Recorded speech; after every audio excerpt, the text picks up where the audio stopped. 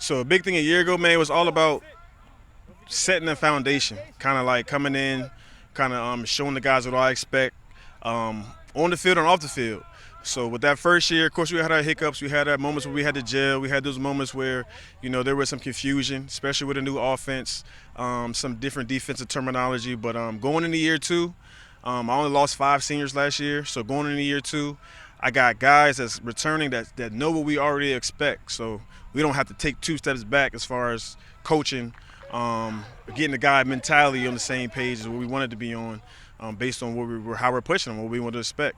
And always year two was always going to be a good thing. We had a newer offense. We added some other things, other layers to it. And like I say, only missing 5 guys from last year. So we're retaining. This will probably be the most experience that we've retained in a long time. There was a pocket of history where we didn't win a lot of games, but prior to that, man, we had some great guys come out the building. Leading off of Coach Todd Shenley, man, he's going to be a humble guy, but I'm gonna say he's a whiff legend, man. He was able to go D1 out of this building, out of this program. That he was actually on the last winning record. I believe they went 8-2 that year, and that was big for me. I knew him from the area. He also runs the RVA Bulldogs, so that's going to help us branch our feeder program, and that's always big because, like I said in the past, people like to come to the South because there's a boatload of talent here and kind of pick these guys up, and now they're spread out amongst the community. With Coach Todd Shenley, him being a name with showing guys that you can make it just like he did from this building, as well as his feeder program, man, that's gonna keep us close with the competition in the area. I got another coach, Coach Reese. He's another humble guy, but I'm gonna say he's a TJ legend, man. He still has some standing records at TJ. I believe as the highest, or I don't want to lie to you guys, but I believe he had the most career passing yards, something along those lines. But another guy that's going to be humble, that's coming in and going to help out with the offense, helps me out a lot because last year I was the head coach, but I also called plays. I kind of want to be able to.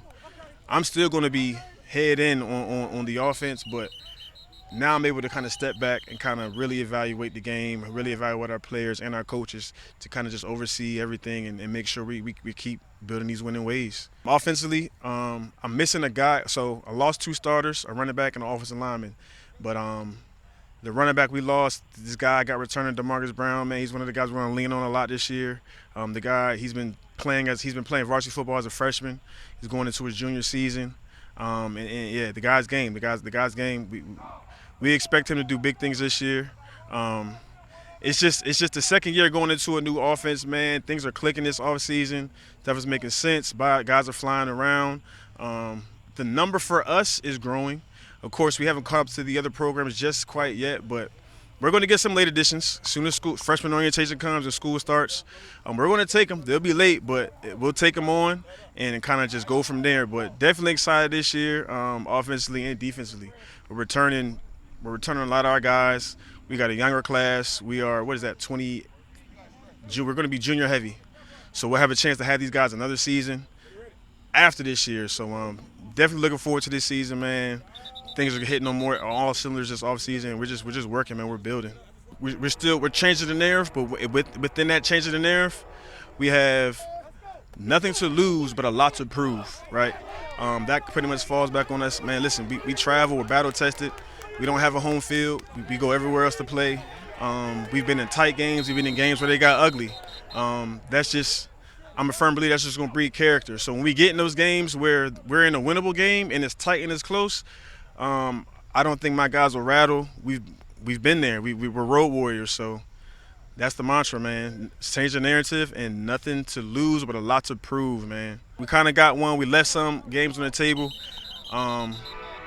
Realistically, I'm going for 3. I'm going for 3 to 4. 3 to 4. I think that'll be a good benchmark for us. And anything after that is just added on. Hey, man, if we able to sneak out 5 games this year, that'll be a lot. We'll have a lot of eyes on us. That might even put us in playoff position.